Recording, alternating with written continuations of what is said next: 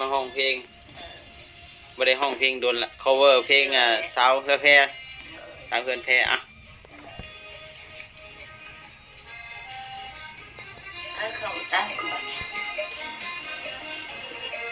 มีกรรมการท่านหนึ่งกรรมการคำเพชรเงา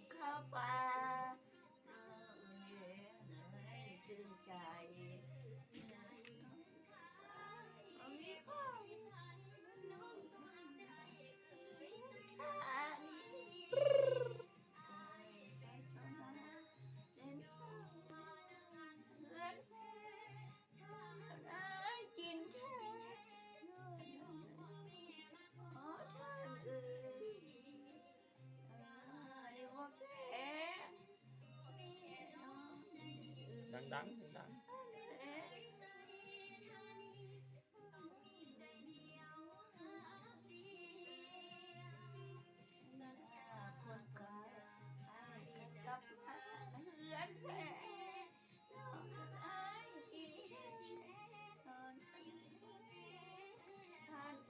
ฟ้อนน้ำดูฟ้อนน้ำแน่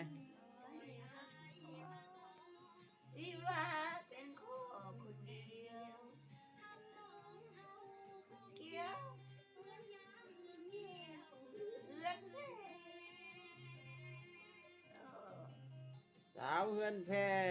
ลิซ่าวันดีวง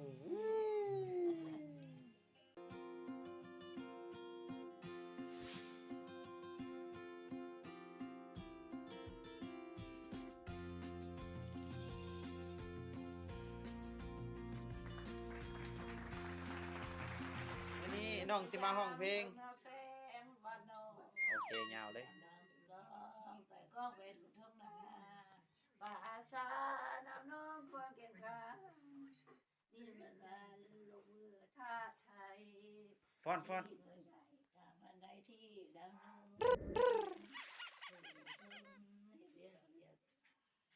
เรียกไปนี่ดีฟ้าตรงนั้นดีกว่าจ้านี่ดีกว่าตาดีนั่นเป็นอย่างดีมันสักสีที่ว่าเราเดินหาเพื่อทันผู้ดูทุกอย่างคุณพาไปเรียนไอ้ดอกแนวดาที่ป้าเขียนลงไปหากันแค่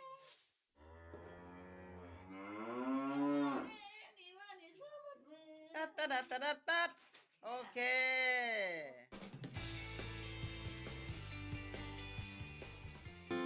เอาวันนี้สบายดีพ่อแม่พี่น้องชาว Facebook วันนี้อากาศดีท้องฟ้างามสีฟ้าปลอดโปร่งพาอภู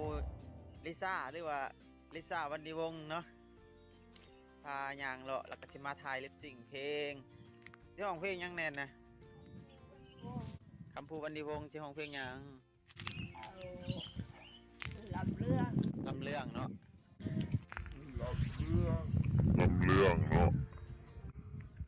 เดี๋ยวฮอตแบ็คกราวด์งามๆก่อนฮอตส่วนตรงไม้ก่อนมาถ่ายลิปซิงส่วนตรงไม้ยังต้นหน้า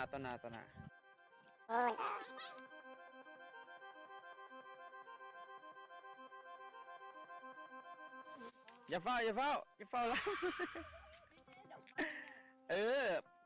วันนี้ยังบ่คักยังบ่งามปานใดยังบ่งามปานใด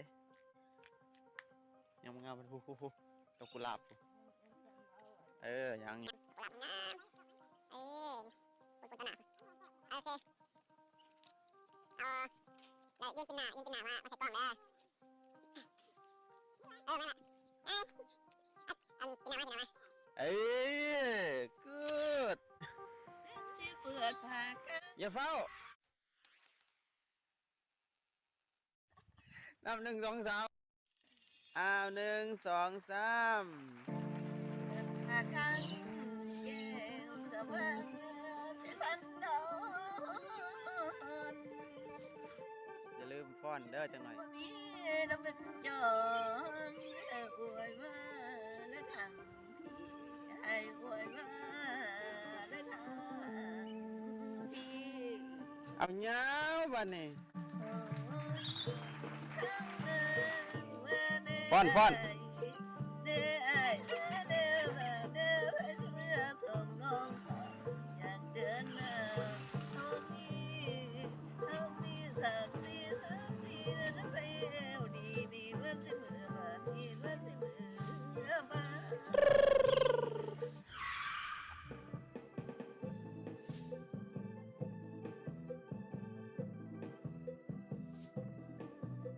เอาเลยเพลงหยังเพลงกุหล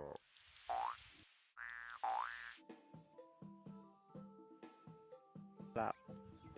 ลาบดอกเดียวเปียพักเดียวน้องสิงามตัวอายเป็นขวัญใจยอดใจปรารถนา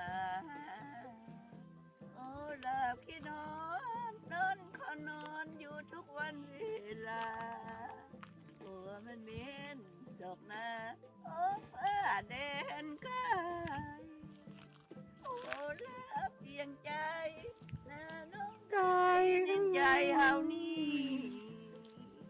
ถึงใจมันหาเจ็บสิ กุหลาบกุหลาบดอกนี้เอาเพียบพักเดียวน้องที่งามตัว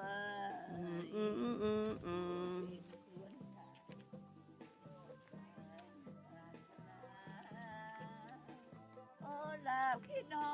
นนอนขอนอนอยู่ทุกวันเวลาเมื่อนามีดอกนาโอ้ฟ้าแดนกาโอ้ลาบเพียงใจนะ ร่างกาย ใจ เท่า เฮา นี้ นี้ หนุ่มแน่น เนี่ย โอเคสบายดีมันนี่ลิซ่าสิมาห้องเพลงหยังสู่ผู้ฟัง ลิซ่าสิมาเว้าเพลง ลิซ่าสิมาว่า เพลงคำเหนือ โอเคเอาสวด มาบัดนี้ซ้ำเหนือเป็นหน่วยแก่เนียนประเสริฐเมืองลาวที่นาเห็นว่าน้องเสือดินมันไหวเด้อนะดินแข็งนี้โอ้น้ำดินประเสริฐหูลาโอ้มันแม่นหรือขาเข้าไปนี่ดิโบดสิเห็นวันเฮานี้ผู้เมืองสีไรแท้เลย มอ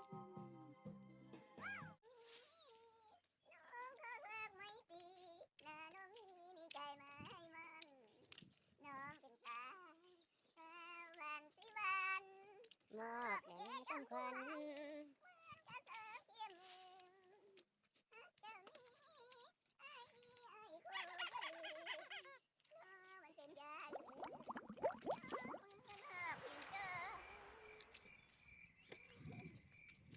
เพลงใหม่